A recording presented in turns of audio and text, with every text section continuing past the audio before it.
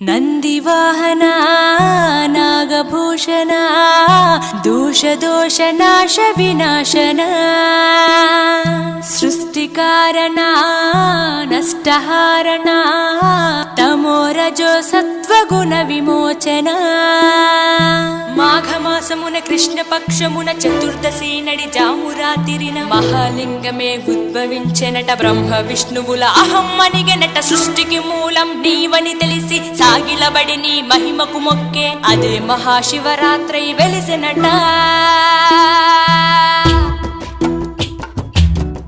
అరే ఓ జంగమా విభూది లింగమా పక్కన పార్వతమ్మ